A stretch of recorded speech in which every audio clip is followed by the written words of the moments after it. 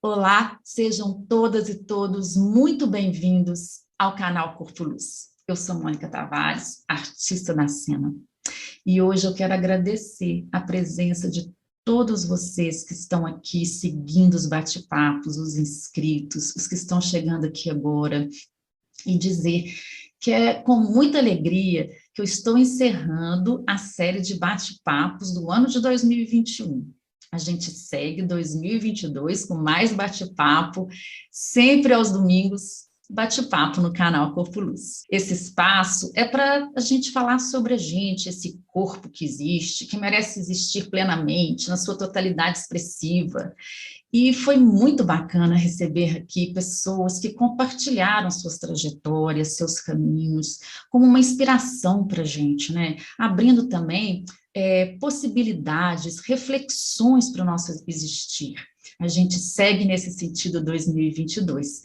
E hoje, o bate-papo traz Regina Amaral, educadora e artista, Peter Lavrati, artista, e eu, que vamos falar sobre a nossa experiência em 2021 como profissionais da arte e nessa condição de pandemia ainda, né? A gente vai abordar com isso Lei Aldir Blanc, Lei Paulo Gustavo, como foi para nós e, quem sabe, perspectivas para o ano de 2022.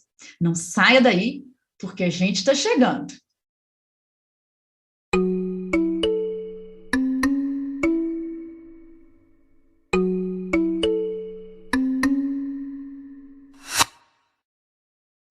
E ser artista no nosso convívio, Cazuza.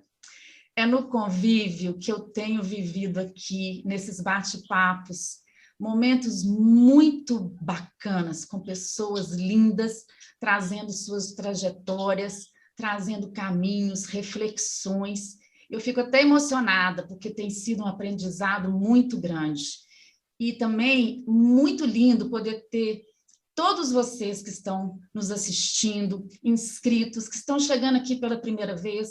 Gente, eu estou emocionada de estar podendo fechar 2021 com este canal que tem me ensinado tanto. E hoje, nesse convívio lindo de ser artista, porque eu acredito que eu sou artista no convívio, com os meus pares, com os meus parceiros, com todas as equipes que trabalham com a gente, no convívio com os alunos, no convívio com essa possibilidade de ter as pessoas para caminhar junto com a gente, para me ajudar, para existir, que é isso, é assim no convívio que eu me faço presente. E hoje aqui, presente no bate-papo, um presente para mim e para vocês, espero, eu tenho aqui Regina Amaral e Peter Lavrati. Gente, sejam bem-vindos a este bate-papo de encerramento de 2021, viu? Obrigado, que felicidade. Obrigada pelo convite, né? É uma honra e é uma alegria a gente estar junto, né, gente? Muito importante esse encontro, a gente poder falar um pouquinho, né, de como foi esse ano para cada um, não é isso? É isso demais. Gente, eu vou dizer para vocês quem é a Regina, quem é o Peter, quem sou eu, com um breve currículo da gente para situar vocês, né, do que a gente faz. Então, vamos lá.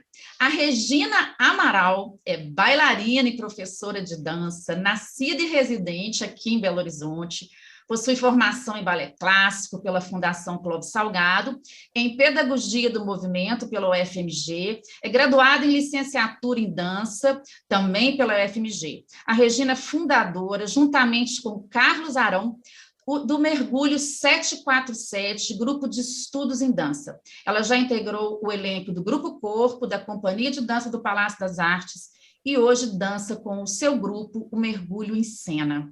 Atualmente, a Regina é professora do Corpo Escola de Dança e membro da diretoria da Associação Cultural Dança Minas.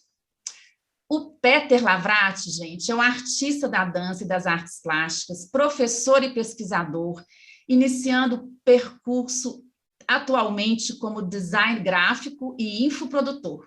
Ele é bacharel em artes pela Escola Guinhard, da UENG, e pós-graduando em linguagens e poéticas da dança pela FURB. Ele é membro da Associação Dança Minas e artista residente da Casa Brasileira da Dança. E eu, Mônica Tavares, sou bailarina, atriz, professora, ministrante da oficina de jogos de improvisação cênica e diretora cênica. Eu sou daqui de Belo Horizonte, Minas Gerais, com formação em dança, teatro e canto. Fiz a minha primeira formação na Escola de Dança Moderna Marilene Martins, Transforma, Centro de Dança Contemporânea, onde também fui bailarina do grupo Transforma Experimental de Dança e da oficina do Transforma. Eu fui bailarina do Balé Teatro Minas, do grupo de dança Primeiro Ato, da Bem-vinda Companhia de Dança, do Meia Ponta Companhia de Dança, e assistente de direção, coreografias e ensaiadora da Companhia de Dança do Palácio das Artes. Eu fiz uma especialização profissional em teatro no HB Studio em Nova York, nos Estados Unidos, pela Bolsa Virtuose do extinto Ministério da Cultura, com o projeto Corpo, Atuação e Voz. Eu estou celebrando este ano 20 anos da oficina Jogos de Improvisação Cênica, sou mestre em artes cênicas pela Universidade Brasília, UNB. Fui professora substituta do teatro universitário, graduada em psicologia clínica pela PUC e também membro da Associação Dança Minas. Eu vou pedir para que a gente possa dizer aqui para o pessoal e para a gente saber entre nós também aqui, como que foi o ano de 2021 para nós. Quem começa? Eu posso começar, amor. Primeiro, boa tarde para todo mundo, né? Já dei uma boa tarde rápido aqui. Mas eu considero que foi um ano muito bom em realizações para mim, individualmente, e para o grupo com o qual eu trabalho, que é o Mergulho em Cena.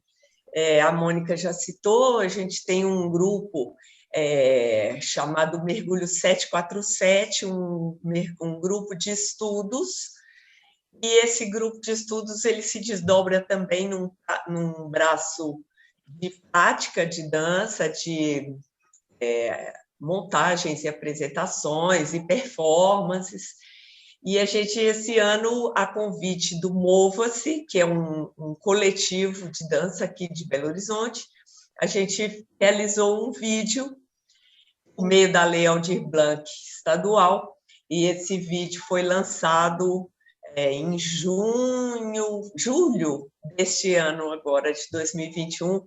Fiquei muito satisfeita de ter participado e elaborado esse trabalho. Além de muitos outros trabalhos nos quais eu me envolvi, o CID, né, o Simpósio Internacional de Dança, eu participo desde a primeira edição. Esse ano eu dei uma palestra sobre história da dança, participei de várias mesas sobre política pública, e também muito envolvida, a gente vai ter oportunidade de falar um pouquinho mais, na política cultural do município de Belo Horizonte e do estado de Minas Gerais. Então, acho que foi um ano muito intenso, né? É isso. Tomando carona com a palavra da Regina também, de muita intensidade, né?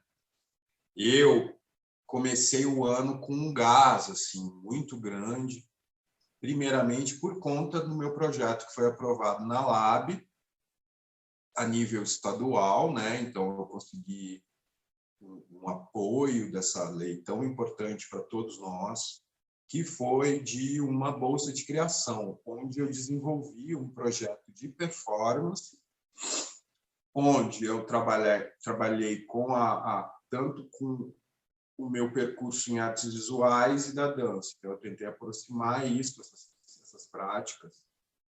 Esse projeto, além da construção do trabalho em si, ele também ficou vinculado a uma oficina, que eu chamo Oficina Dança Desenho, que é mais um elemento de mediação entre o espetáculo e o meu próprio processo criativo.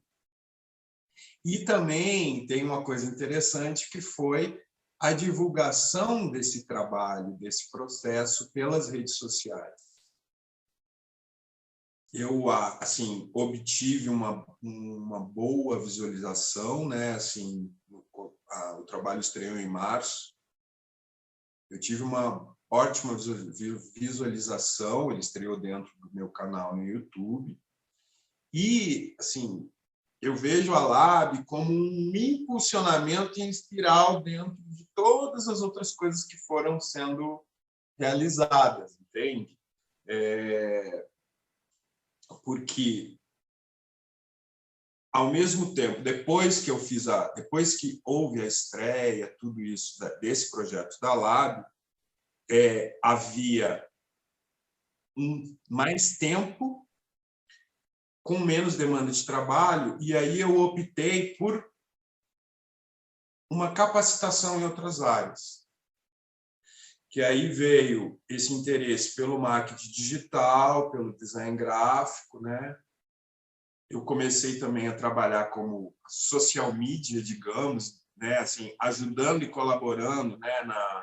nas ações da Associação das Laminas.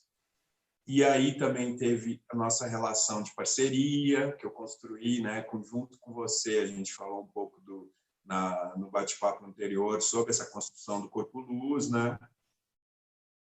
Então, e além do início da minha pós-graduação em linguagens poéticas da dança dentro de um curso, de um contexto que é totalmente online. Eu fiz uma série de lives também no meu Instagram, junto com vários artistas sobre a improvisação como uma linguagem de criação, né?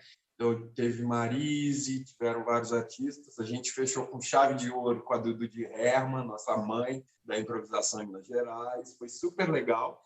E esse projeto de lives acabou se tornando também um projeto de residências artísticas para trabalhar essa questão da linguagem da improvisação e seguir nessa linha, né? Assim,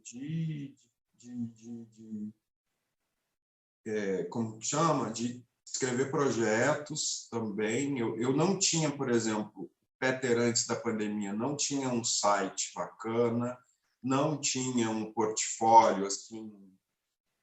É claro que eu tinha portfólio, mas eu não tinha ele organizado de uma forma mais interessante no nível visual. Então, eu usei dessas ferramentas, dessas novas informações que eu fui me dedicando para até, inclusive, poder gerar, né, administrar a minha carreira como artista. E foi muito legal, assim, assim, é claro que houveram, né, muitas questões difíceis, mas eu vejo o ano de 2021 muito positivamente, assim, apesar de todas as dificuldades, né, assim, a gente vai falar um pouco mais no decorrer aí. Eu também vou pegar a carona na Lab e dizer que isso, para mim, que me impulsionou para o ano de 2021. Talvez, se não tivesse a Lab, meu ano de 2021 teria sido uma continuação de 2020. Então, eu já começo 2021 com a premiação da Lab municipal e com a bolsa da Lab estadual. Eu vou falar como foi 2021, mas vocês podem deixar que a gente vai falar o que é Lab, né, gente? Nós estamos falando aqui Lab para lá, Lab para cá. É a Lei Aldir Blanc, que a gente, no nosso convívio, a gente chama de Lab, né? Mas, para mim, dentro do edital de bolsa, o meu foi sobre um texto-relato sobre a minha residência artística que eu fiz em Nova York na virada do milênio. Então, eu pude escrever sobre isso e o desdobramento dessa experiência em todos esses anos, 20 anos, muita coisa. E a importância de uma bolsa de estudos, a importância da pesquisa, a importância da gente estar inserido num projeto de pesquisa artística. Nós vamos deixar aqui nas descrições o link do espetáculo do Peter, que ele realizou aqui na Lab, né? Trabalho de Regina, no grupo com o Arão, né? E a gente vai deixar aqui embaixo para que vocês possam acessar. O meu texto chama Da Dança ao Teatro em uma Bolsa, uma viagem, um projeto sonho, onde eu descrevo tudo que aconteceu nesse tempo e também eu disponibilizo um projeto que é um sonho que eu tenho de um espaço artístico, de um espaço como se fosse um eterno congresso onde nós, artistas das artes cênicas, que a gente possa... Bom, é um projeto, né? É um sonho. Trabalhar e articular pensamentos e fazeres artísticos juntos num intuito de continuidade, manutenção de trabalho que a gente precisa, né? Enfim, a gente precisa de manter o corpo em atividade, a cabeça refletindo, pensando, construindo, pesquisando. Então, esse projeto é nesse sentido. Por causa desse texto, e que bom, o TU, Teatro Universitário da UFMG, fez uma entrevista comigo para o blog Mistura Teatro. Eu vou deixar o link também. E o TU também, eles disponibilizaram um trabalho sobre as mulheres diretoras, e eu estou dentro dessas mulheres, dentro do grupo dessas mulheres, também pelo blog Mistura. Bom, eu realizei as minhas oficinas de jogos de improvisação cênica, comemorando os 20 anos, né, dela, desde Nova York para cá, e eu consegui, por mais resistente que eu tivesse, a entrar nesse esquema de aula online. Eu achei que fosse ser impossível, então foi um aprendizado para mim. Fiz cursos online, eu fiz alguns, videodança, curso de redes, enfim, fiz cursos. E também teve a volta da Associação Dança Minas, que a gente vai falar também um pouquinho sobre isso, né? No segundo semestre, em setembro, estreou o canal Corpo Luz, que foi uma parceria com o Peter, que fez toda a identidade visual do canal, o design gráfico, a logo. Um aprendizado, porque além do canal ser um espaço para divulgar as oficinas, para divulgar trabalhos, e essa novidade para mim, que é o bate-papo, que tem sido, gente, nossa senhora, porque é um movimento, né? E como eu tenho aprendido, como tem sido bacana, e muito obrigada a vocês por estarem aqui nesse bate-papo, fechando o ano. Já que eu falei que a gente ia falar o que era Lab, eu vou começar dizendo aqui o que é, gente, a Lei Aldir Blanc, tá? Porque, pelo que eu aprendi e vi o que aconteceu com a Lei Rouanet, que deturparam a Lei Rouanet, transformaram nós, artistas, pessoas mal vistas, e a Lei Rouanet, de uma certa forma, foi demonizada, né, e tudo. Então, assim, buscando esclarecer mais sobre essas leis que envolvem, né, a comunidade artística, de produção, eu acho interessante a gente poder falar o que é a LAB. Rapidamente, a LAB, eu peguei essa informação no site Brasil de Fato, num artigo de Eric Jimenez, de 26 de maio do ano passado. Então, é um projeto de lei de emergência cultural, batizada de Lei Aldir Blanc, em homenagem ao compositor e cronista morto pela Covid-19 no ano passado, em maio, para socorrer trabalhadores do setor durante a pandemia. Então, 3 bilhões destinados ao setor, um dinheiro que estava parado no Fundo Nacional da Cultura, que é o FNC, ou seja, referente a outras áreas essenciais. Desculpe, não referente a outras áreas essenciais como saúde e educação, ou seja, um dinheiro que já estava lá no Fundo Nacional da Cultura para ser revertido para a própria cultura. Então, a aplicação dos recursos ficou a cargo dos estados e municípios. O texto aprovado é um substitutivo apresentado pela relatora deputada Jandira Fegali, do PCdoB, ao projeto apresentado pela deputada Benedita da Silva, do PT do Rio de Janeiro. Então, é importante dizer, porque quando eu fui buscar essas informações, para a gente saber o que é a LAB, eu caí num portal do governo onde a LAB aparece como se fosse do governo, um projeto do governo. Não tem a autoria, e eu achei isso estranho, e aí logo em seguida eu achei uma matéria da Folha de São Paulo falando isso, que a LAB é apresentada sem autoria. Então, só para que a gente possa saber e preservar os créditos de uma lei que está sendo tão importante, ela foi feita, idealizada pela Benedita, do PT do Rio de Janeiro, teve como relatora a Jandira Fegali, do PCdoB. Só para a gente ter as informações reais, isso é importante, né, gente? E aí, Regina, você participou... Eu queria só fazer uma complementação. A informação correta é essa mesmo. Você está me ouvindo bem? Estou ouvindo bem. A Benedita apresentou o primeiro projeto de lei, que é o 1075. E era um grupo de deputados capitaneados por ela, né? E logo em seguida, esse projeto ele foi apresentado muito porque a área da cultura estava fora do socorro apresentado pelo governo federal, né?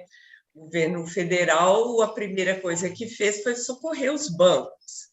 E a cultura, como todo mundo falava, é a primeira a parar, é a última a voltar, e isso continua valendo, porque a gente ainda tem dificuldade de fazer apresentações presenciais, né? Só que logo em seguida, vários deputados também apresentaram projetos de lei.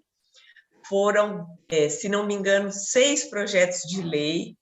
2 deles não foram acatados porque a matéria já constava em projetos anteriores. O da Benedita, como foi o primeiro, recebeu todos os outros como apensos, é assim que se chama, né? Fez um grande apanhado de vários projetos de lei, e essa documentação toda recebeu a relatoria da Jandira Fegali, e compilou todos os artigos, discutiu muito com todo mundo do Brasil inteiro, de norte a sul, todos os segmentos, todos os setores públicos, secretários de cultura, conselheiros de cultura de todos os municípios. A Jandira Fegali foi responsável pelo que a gente chama de substitutivo.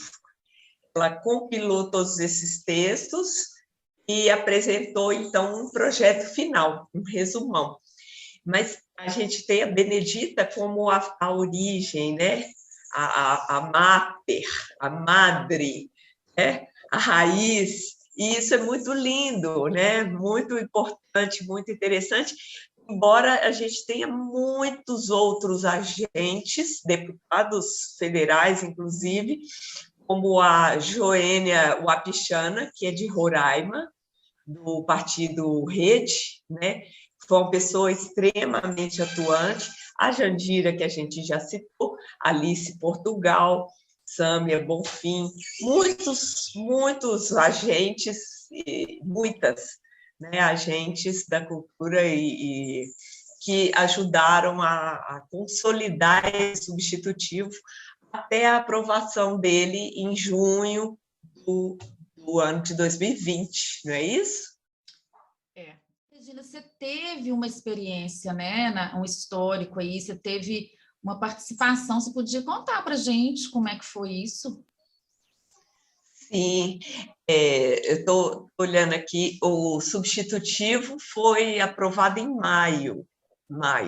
Bom, vou falar um pouquinho da minha experiência na LAB, especialmente a LAB estadual, e do histórico, né, como que foi. Em 2020, eu era ainda integrante do Conselho Estadual de Política Cultural, CONSEC, de Minas Gerais, titular da cadeira da dança. Eu fiquei no CONSEC durante 4 anos, são 2 biênios. E nós tivemos muitas reuniões entre a gente, conselheiros, e com os representantes da Secretaria de Cultura e Turismo, a Secult, que é o órgão responsável, né? E discutir como que seriam os encaminhamentos da LAB antes até dela ser aprovada e bem antes ainda do decreto regulamentador, esse decreto federal. Bom, entre nós, achamos que deveria ter um acompanhamento da sociedade civil e uma escuta muito afinada com a sociedade civil, para saber assim, bom, o que queremos, né? Quais são os pontos de carência, né? O que a gente precisa numa situação de emergência cultural, né?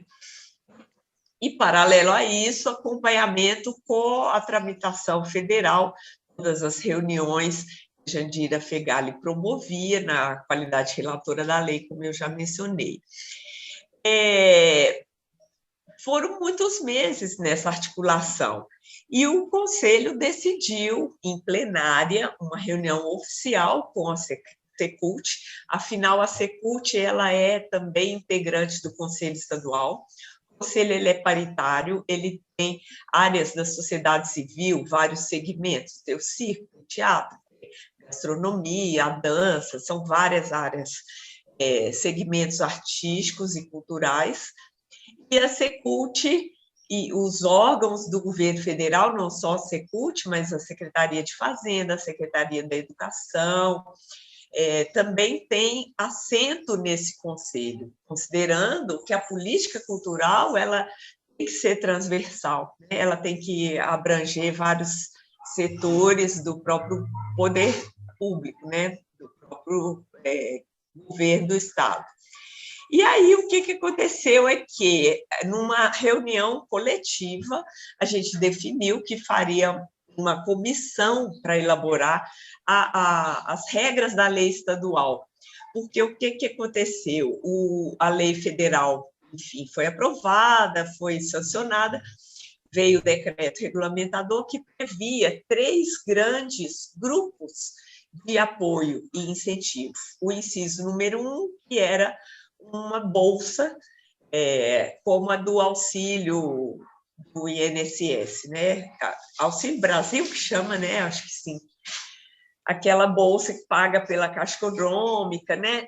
A área cultural também teria um direito a essa bolsa, que é o inciso número 1, a cuidado do Estado, Secult.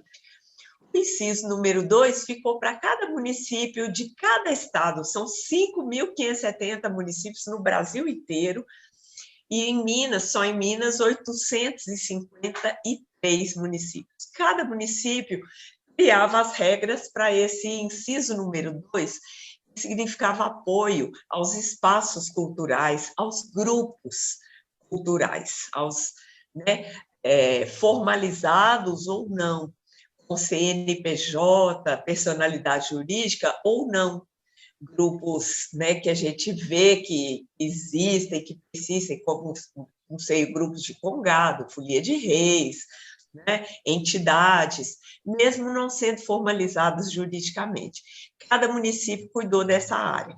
E o inciso número 3 era uma verba, tanto o Estado como o município ficavam responsáveis pela distribuição por meio de editais.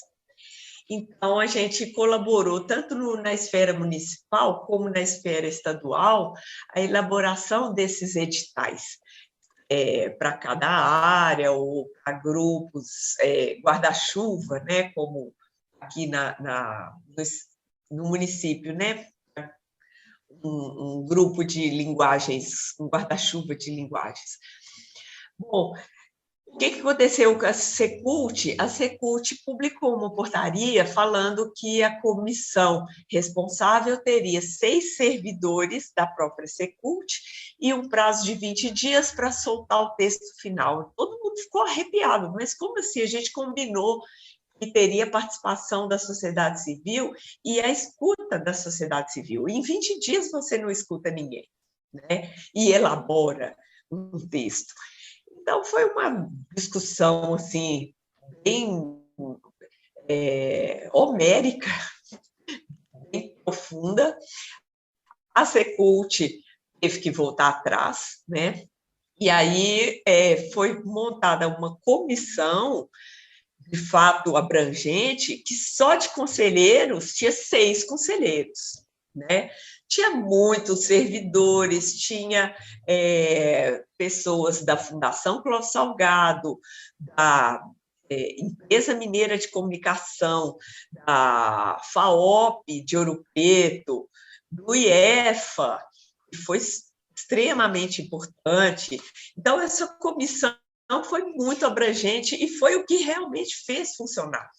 Porque, diante de um panorama enorme como é um estado que tem 853 municípios, inúmeras áreas de cultura e de arte, né? A gente tem grupos tradicionais de folia de reis, de congado, de quadrilha, de capoeira, comunidades quilombolas, comunidades indígenas, povos tradicionais.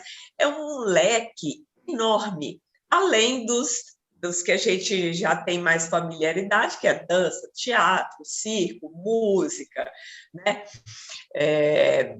As artes visuais.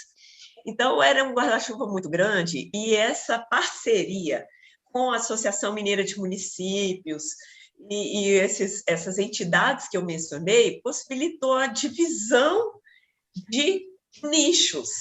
Por exemplo, a parte da Empresa Mineira de Comunicação, que engloba a Rede Minas, a Rádio Inconfidência, eles ficaram por conta de todos os editais do audiovisual. Ficou tudo lá com a Rede Minas, olha que coisa mais acertada. A área de patrimônio ficou cuidando dos artesãos, dos grupos de folia, grupos de congado, tudo que estava relacionado ao patrimônio histórico.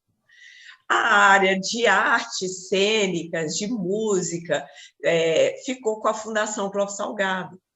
Então, essa distribuição foi muito apropriada, e se fosse uma comissão de meia dúzia, coitados, gente, respeito muito todos os servidores, eles não iam dar conta em 20 dias de criar o que foi feito.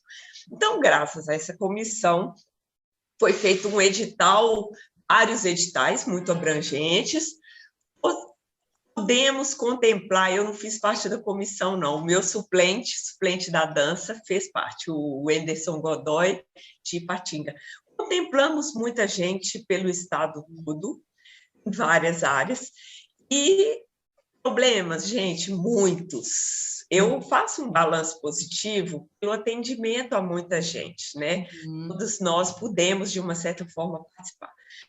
Mas a gente teve muito problema, principalmente com a burocracia. Eu acho, assim, muito importante que a Mônica tenha trazido essa questão de dar nome aos bois, né? Porque essa iniciativa do governo de querer de alguma maneira, se apropriar de uma lei que foi gerada, né, por todas essas pessoas, é muito importante que a gente reforce que tem um cunho eleitoreiro assim, muito perverso. A outra coisa que eu acho muito importante da gente assim, tornar público foi essa mobilização que a Regina falou, né? Foi muito lindo de perceber tanto a questão da solidariedade dos próprios artistas se ajudando nesses perrengues todos burocráticos, né, assim, e da correria que foi das pessoas poderem se organizar para poder apresentar os seus projetos assim de forma que pudesse, né, de alguma maneira serem aprovados. E eu acho que assim, ao mesmo tempo que foi primordial, eu tiro o chapéu para a Secult em relação a como foi feito todo o sistema de comunicação. Então, eles estavam o tempo inteiro pelo canal do YouTube disponibilizando informações para que as pessoas pudessem, de fato, escrever seus projetos. E isso, além de ser um ganho, eu acho que é um ganho, é um ponto positivo a gente não pode, como classe artística, perder isso de vista, porque se a gente for pegar todo esse processo que ocorreu na Lab e for comparar com outras iniciativas, a gente vê que rolou uma diferença aí, né? Eu não vou nem citar, assim, vou citar sim, porque eu acho importante, esse edital do Fundo Estadual de Cultura, do Desperta Cultura, a gente não pode colocar no mesmo lugar e no mesmo cuidado que a Lab foi, né? Assim, houve realmente um cuidado, na minha percepção, houve um cuidado muito bacana da condução toda do processo da Lab e que a gente não vê no Desperta. Então, eu acho que a gente precisa ficar atento, como classe artística, de solicitar realmente um esclarecimento por parte da Secult do porquê que houve, né, esse, não sei se é a palavra desleixo, mas houve uma diferença muito grande em relação à forma como foram conduzidas. E a gente precisa falar também que, assim, dentro de tudo isso que rolou, da importância de ter uma política de capacitação no interior do Estado, né? Assim, sobrou verba, porque as pessoas não tinham condições de elaborar os projetos por falta de informação. Então, existe o Secult já percebeu isso, né? Que eu acho que é uma coisa boa.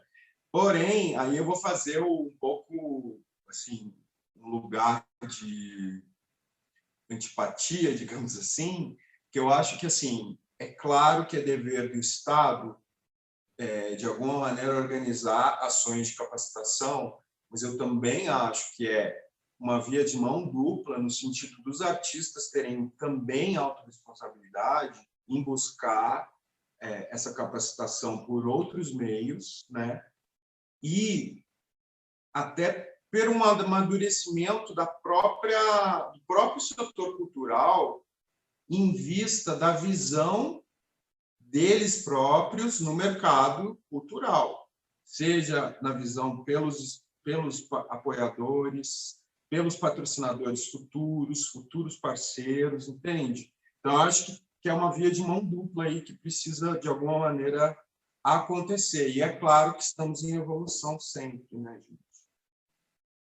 Eu acho legal a gente, porque a gente está levantando tópicos aqui do que aconteceu. Então, assim, o que eu posso levantar, assim, para mim, são pontos positivos e negativos, de uma forma bem sucinta, e se vocês quiserem fazer isso também, para que a gente possa pensar como que isso pode ajudar em outros editais, porque está vindo aí a Lab 2, está vindo aí a Paulo Gustavo, se Deus quiser, porque elas vão ser ainda, né? A gente vai falar, eu vou explicar aqui, vou ler igual eu fiz na Lab 1, o que é a Lab 2, o que é a Paulo Gustavo, só para quem não é da área poder entender o que é, né, gente? Assim, o que são essas leis? Porque elas estão aí, elas precisam de apoio, uma vez que elas têm sofrido ataques, né, para que elas não aconteçam. Então, para a comunidade artística, cultural, de produção de eventos, essas leis são importantíssimas, né?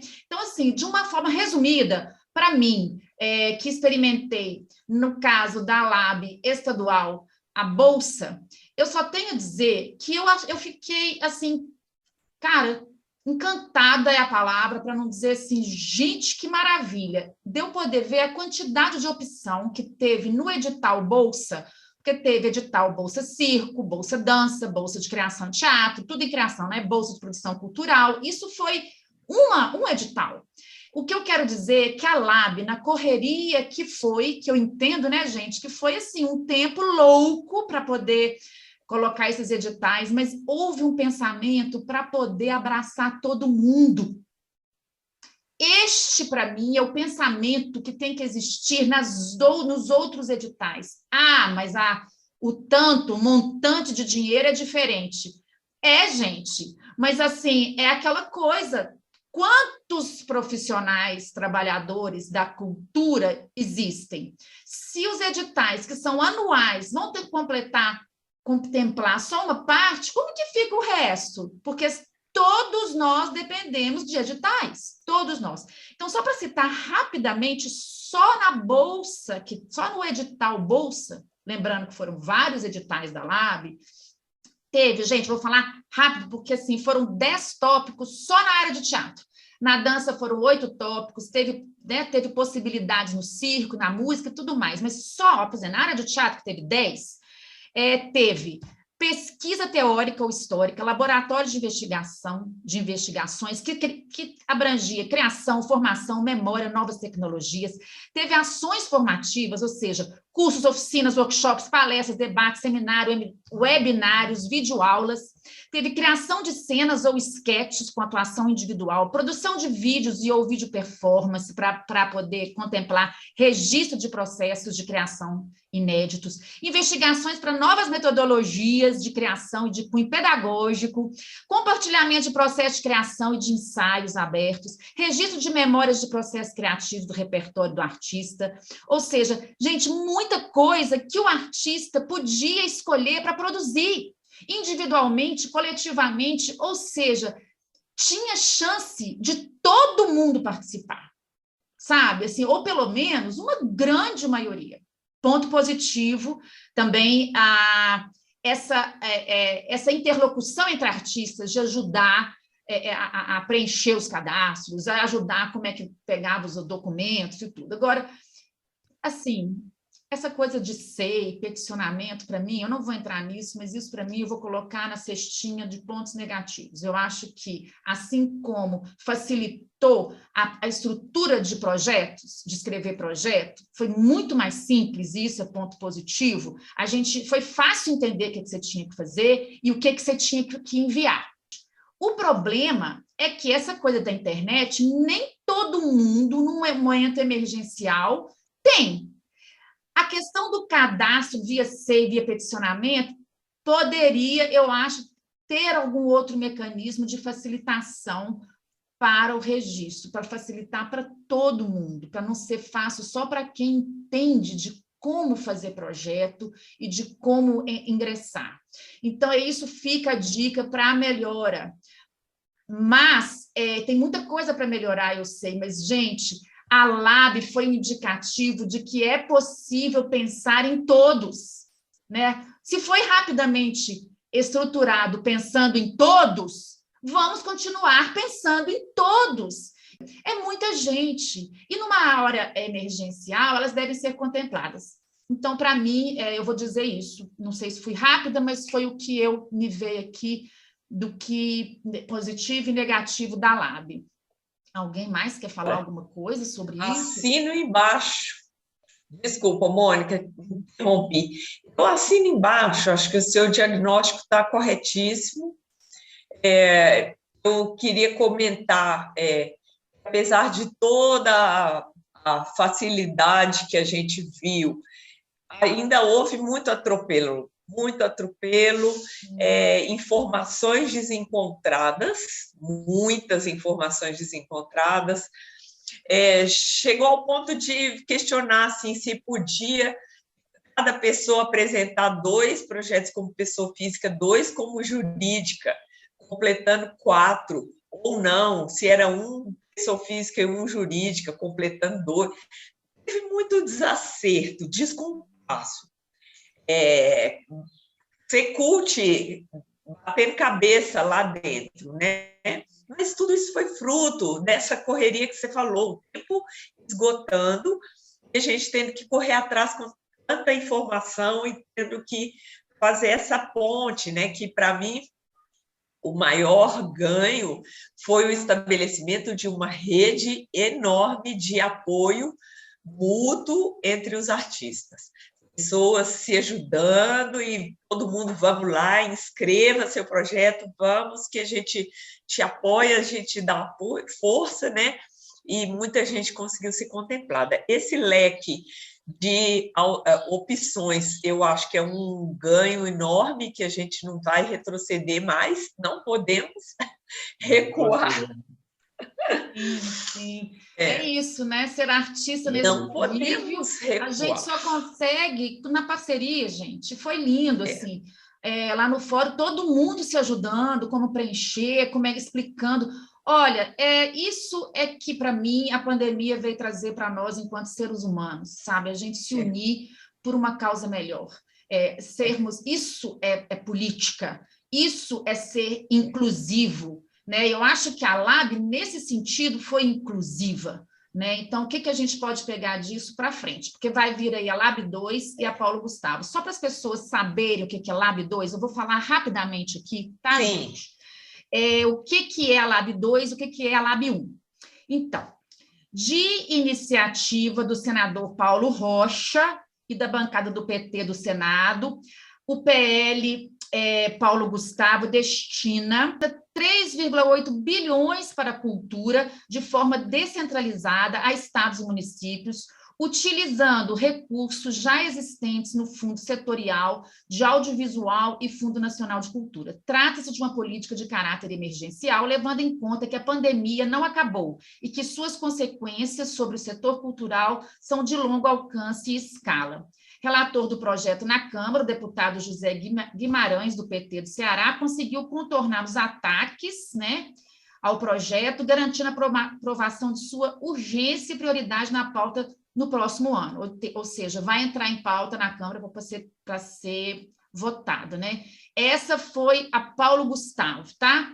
A Lei Aldir Blanc II, que é a PL 1518 de 2021, conhecido como Lei Aldir Blanc II, tem autoria da deputada Jandira Fegali, do PCdoB do Rio de Janeiro, e coautoria da presidenta da Comissão de Cultura da Câmara, Alice Portugal, do PCdoB da Bahia, e do líder do PCdoB, deputado Renildo Calheiros, do Pernambuco.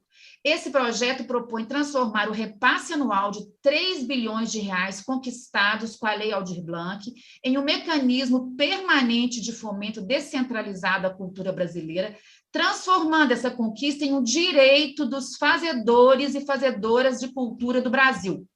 São propostas complementares que se somam no sentido de garantir mecanismos emergenciais e permanentes de fomento à manutenção do setor cultural em toda a sua diversidade e complexidade.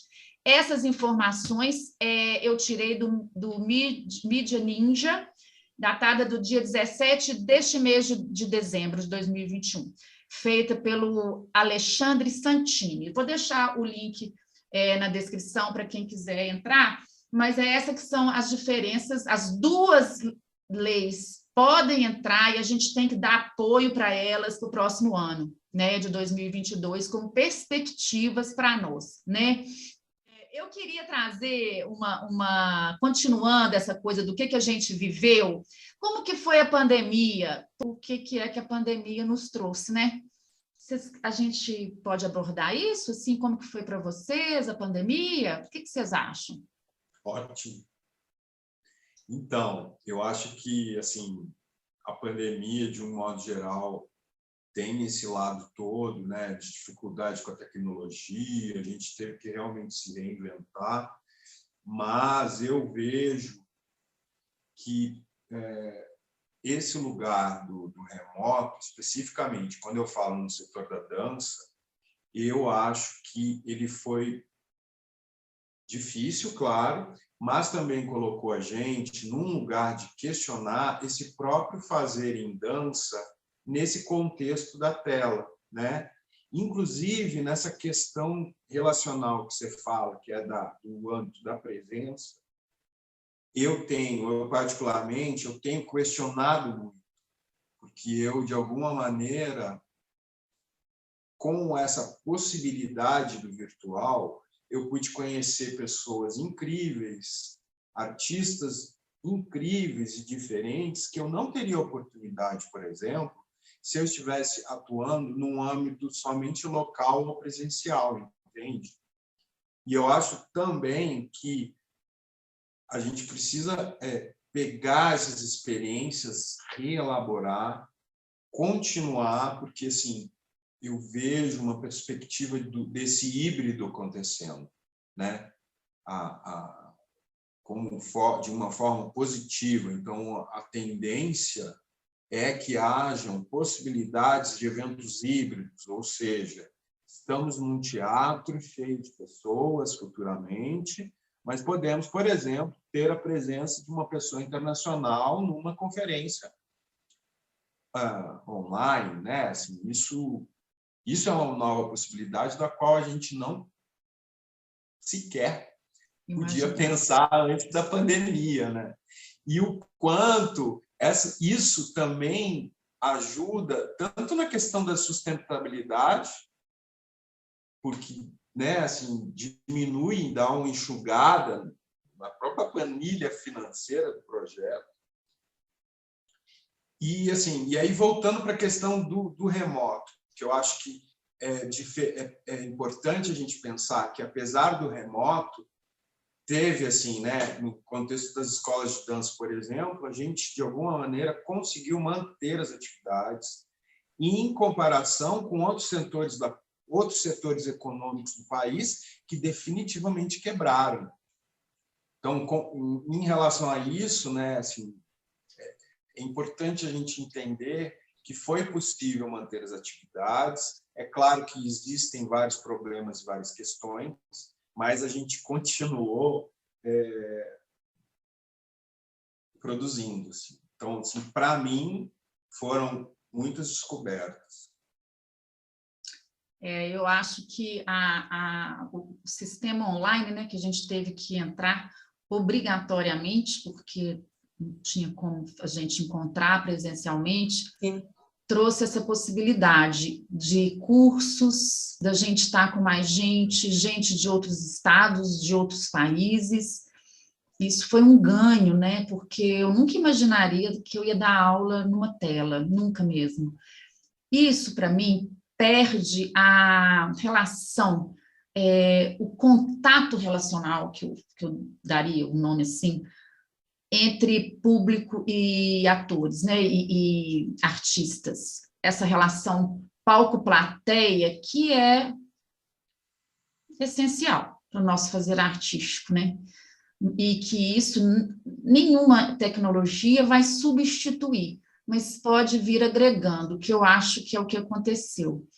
E, ao mesmo tempo, é engraçado, houve um excesso disso, que aí, para mim, é o lado negativo, que meio que esgotou, assim, para falar a verdade, eu estou muito cansada desse online, de lives, de estrutura que eu tenho que estar na frente dessa tela o tempo todo, e isso me cansa, engraçado, que cansa o meu corpo, cansa a minha mente, e isso, para mim,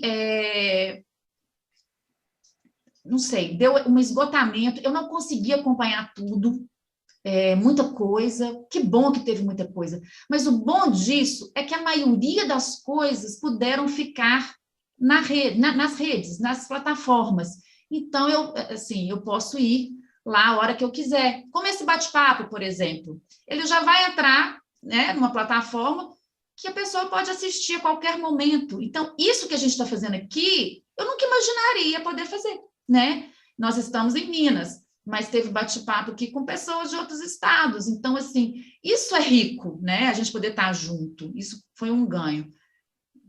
E também essa questão da saturação. E, com isso, também, uma saturação na comunicação, né? Eu acho que está tendo um ruído maior na comunicação, muitas conversas em WhatsApp, em e-mails que a gente...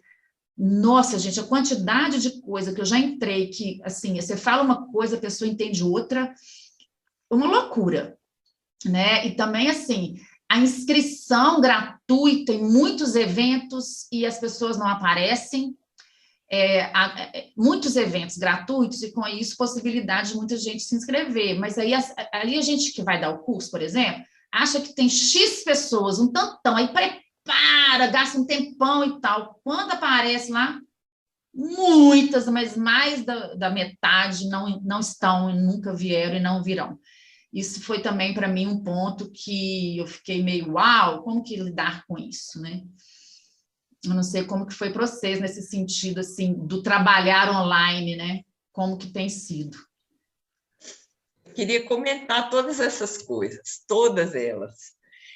Começando dessa última, o meu último trabalho desse ano, pela Escola de Dança, eu trabalho, né? Sou professora lá do Corpo, A gente foi dar um curso online para cidades aqui do entorno de Belo Horizonte, Nova Lima, Conceição do Mato Dentro, Raposos, várias cidades daqui e algumas do Pará, Carajá, algumas cidades do Pará.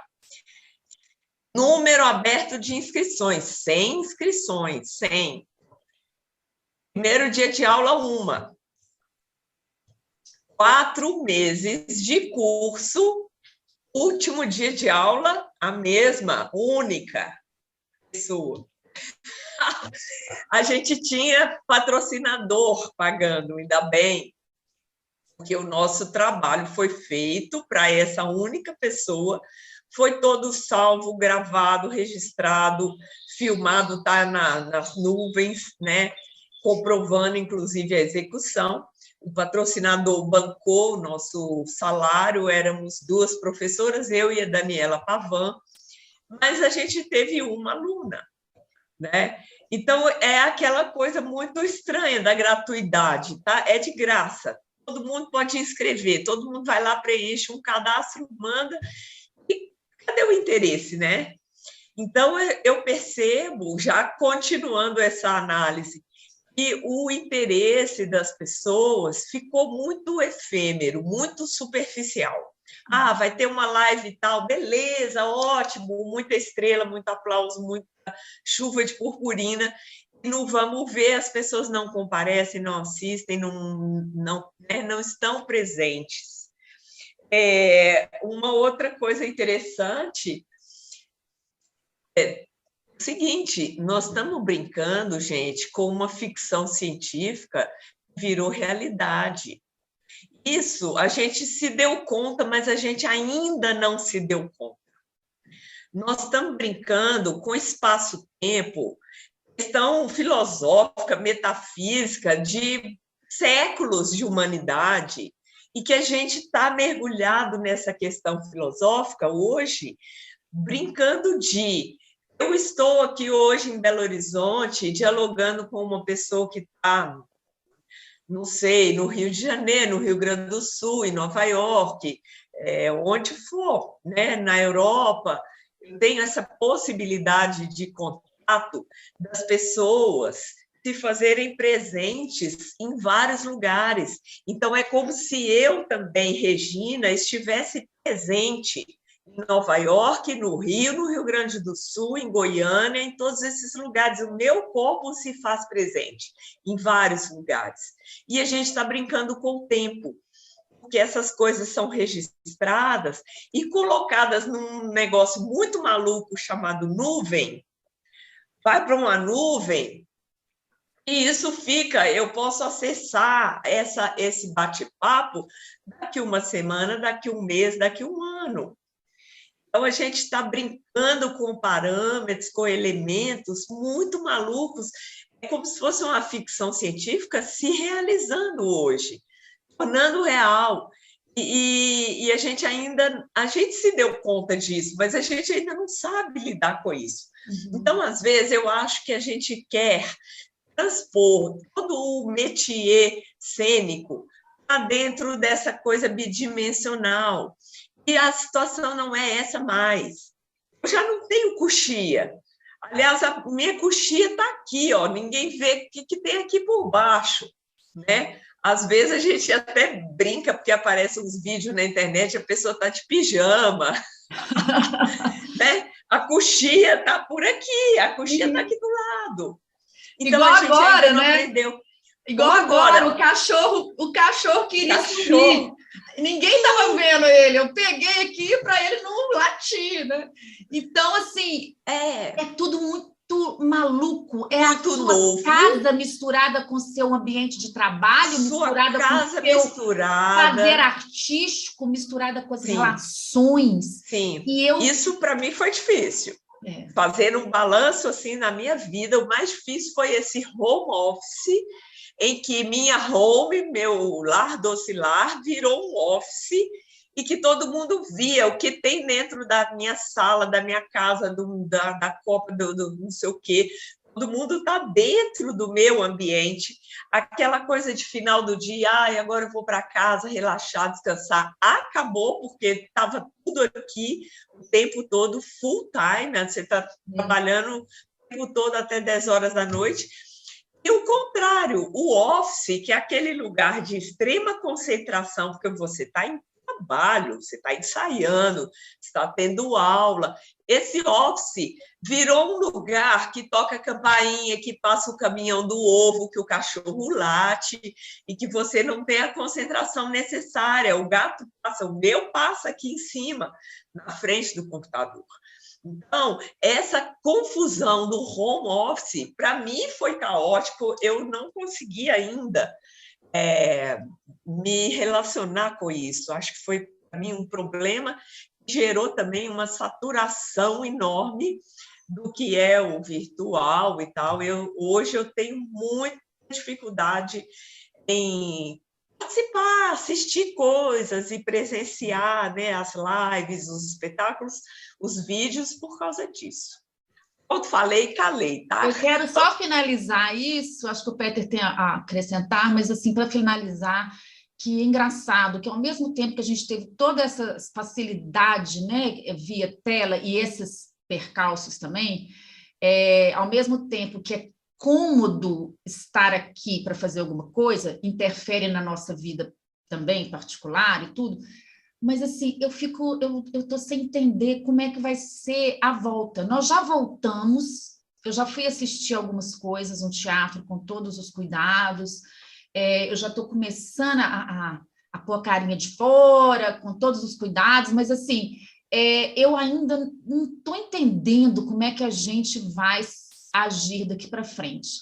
Parece que dentro de mim tem algo, talvez por tanto tempo ter estado dentro de casa, que fica assim, sai não, fica quietinha aqui, sai não, fica quietinha aqui. E assim, é essa transição, né? Como é que ela vai acontecer? Mas isso a gente só vai saber fazendo, né? Eu acho que a gente vai ter que reaprender, né? A gente vai ter que reaprender. Esses dias eu ouvi, eu não vou lembrar onde que foi, mas eu ouvi uma fala de uma pessoa que trabalha com contato e improvisação. Para quem está assistindo a gente, o contato e improvisação uma linguagem de dança onde o contato físico ele é muito próximo. E o que a gente vai ter que aprender, reaprender, né? É que ficamos muito reclusos, temos o desejo de voltar a ter esse contato, né? Assim, e, ao mesmo tempo, não sabemos o que vai acontecer. Tem uma lacuna aí que precisa ser reaprendida, reelaborada. Eu não me vejo particularmente seguro ainda, porque eu tenho visto na cidade uma falta de... não é ética, mas é uma falta de compromisso das pessoas. Né? Assim, muita gente sem máscara, muita gente com aglomeração, como se a coisa tivesse sido resolvida. E ela não está resolvida, tem gente morrendo ainda, mesmo com a terceira dose, né? Então, é muito triste de ver a população, de um modo geral, achando que a coisa passou e ela não passou. Com relação à gratuidade, é um absurdo, fico muito triste. Eu também passei por várias situações oferecendo cursos gratuitos e não comparecimento de muitas pessoas. E, assim, vou trazer um pouco algo que eu aprendi, digamos assim, no marketing digital e que é muito louco da gente pensar que o que acontece? Quando você lança um produto digital, normalmente há um momento onde a pessoa faz algum evento gratuito para depois ela oferecer um produto pago. E o que há dentro desse planejamento estratégico de comunicação é que, além de você divulgar o evento gratuito, você precisa lembrar a pessoa de que o evento vai acontecer. Porque no meio dessa loucura, a pessoa se inscreve e a pessoa esquece. Então, a gente, além de divulgar, precisa lembrar a pessoa que o evento vai acontecer. E é muito louco isso. Sim. E eu acho também que a gente precisa reforçar isso que a Regina falou desse trabalho que foi feito, né? Havia um patrocinador que estava possibilitando aquilo, então a gente precisa voltar a dizer que, olha, o evento é gratuito, mas existem pessoas por trás que estão tornando isso possível, que há alguém financiando isso, né? Então, a gente vai ter que também construir um lugar de mediação mesmo com o público, para que ele, de alguma maneira, perceba, se dê conta de que, apesar de gratuito, há uma geração de valor e há pessoas por trás que estão financiando. Acho que é isso. Eu vou enfatizar que nós três aqui fazemos parte da Associação Dança Minas. Então, eu queria trazer aqui o nome da associação como uma maneira da gente estar fazendo esse exercício do coletivo e de estar junto para nos ajudar nesse momento que continua difícil, né? Eu acho importantíssimo a gente destacar a presença, né, da Associação Dança Minas como um espaço tanto de reflexão como de construção desse lugar coletivo, da dança em Minas Gerais e, por que não, a nível mais amplo. Então, é importante a gente ressaltar a importância dessa instituição como representatividade também dentro, quando vamos falar de relações com o poder público, né? Exatamente, isso que o Peter falou é muito importante, porque hoje a Associação Dança Minas é referência para o poder público, pela sua mobilização, articulação, pelo acompanhamento que a associação faz das propostas, e também pela apresentação de novas ideias, né? A associação está presente na elaboração de projeto de lei da dança, que ainda vai ser, se Deus quiser, ainda vai ser uma vitória nossa, e várias outras conquistas, como o Centro de Referência da Dança de Belo Horizonte, a organização do Fórum da Dança, os programa Terça da Dança, o retorno desse programa que foi tão importante nos anos 80, nos anos 90, tudo isso tem o braço da associação como seu motor, como seu estímulo, né? É isso. Ai, gente, olha, estamos chegando ao fim. E a gente está chegando ao fim do ano de 2021. Um prazer ter vocês aqui, gente. Muito obrigada por estarmos juntos, né? Assim, por poder contar com os artistas do nosso convívio, né? E eu queria perguntar para vocês como é que vocês querem terminar, como nós queremos terminar esse bate-papo. E o ano de 2021? Eu vou falar aqui rapidamente. Eu já estou pensando lá em 2023, sabe?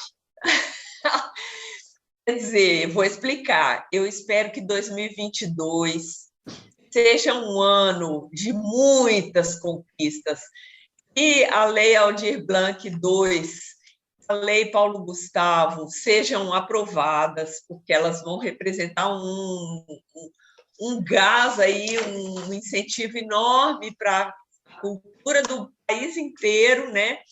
Não só em termos de universalização, mas de diversidade, todas as áreas contempladas, todos os municípios, né, atingidos, esse trabalho de gestão compartilhada, essa interlocução com a sociedade. Então, esses dois PLs são muito relevantes, né?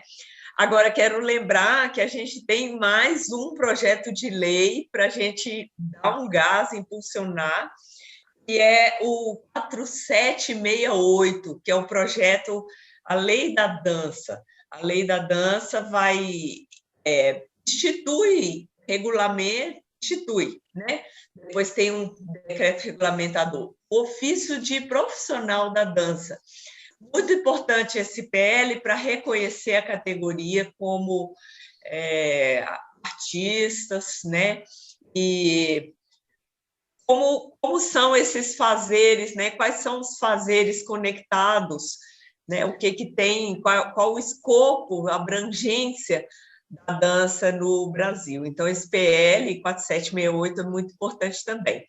Então, por isso, eu já estou com o olho lá adiante, porque a gente vai lutar muito nesse ano que vem para essas aprovações, e o ano de 2023 a gente poder retomar o Ministério da Cultura. Olha como que eu estou pensando longe, Mônica. Retomar o Ministério da Cultura, né, a recriação do MINC, com todas as autarquias coligadas, Funarte, Ancine, Fundação Palmares, Biblioteca Nacional, Fundação Casa de Rui Barbosa, IFAM, IBRAM, todos essas autarquias, né, essas entidades fortalecidas, e acabar de vez com esse sucateamento, com esse estrangulamento que a cultura do Brasil está sofrendo, né? Essa é a minha expectativa para o ano 2022 e 2023. Peter. Então, eu quero desejar, assim, com muita felicidade, que a gente possa, de alguma maneira, manter o que eu venho chamando de otimismo consciente. O que vem a ser isso? É não cair no negacionismo, né? É manter-se atento às coisas brutais e ruins que possam ocorrer no ano de 2000, no ano, né, assim, na vida, sem perder o otimismo como uma força propulsora, sabe? Para que as mudanças que a gente quer conquistar, elas sejam viáveis. E eu também acho que dentro disso, eu acho que além da gente conquistar, a gente tem que conseguir manter. Então, isso que a gente está falando, né, que a gente vem falando, é não deixar de construir novas redes, não deixar de manter os diálogos possíveis, né? E eu também quero dizer que eu acho que a mobilização política ela está aí acontecendo muito, né? Assim, eu acho que a gente precisa continuar nessa luta, nessa mobilização política no sentido mais geral e específico possível, mas eu também quero convidar as pessoas do setor cultural a pensar em alternativas possíveis de aproximação com outras áreas do conhecimento, no sentido de que seja possível e seja viável uma questão da sustentabilidade das ações, para que a gente não fique só e somente à mercê das políticas públicas de fomento à cultura, que, claro, sempre serão importantes, sempre serão necessárias, mas, assim, tem outras coisas aí para se buscar. Então. Um beijo, um abraço, feliz ano novo, feliz Natal e nos vemos por aí. Bom, eu quero deixar, assim, o meu agradecimento a vocês e da importância de falar sobre esses temas para quem também não faz parte do nosso universo, né? Então, a todos vocês que estão assistindo, que não estão trabalhando como artistas ou no setor cultural, mas que estão aqui com a gente, eu sinto que é muito importante para nós dessa área que a gente seja entendido, que a gente seja compreendido, que a gente seja visto como trabalhadores e que temos uma importância fundamental para o nosso país. Seja no setor econômico, na geração de empregos, nós somos uma classe fazedora e para a gente tirar a nossa classe desse lugar que foi colocado e que, nossa, como diz a Regina, que a gente possa voltar a ter o que perdemos, que a gente possa existir com plenitude na nossa totalidade expressiva, que sejamos corpo cada vez mais luz.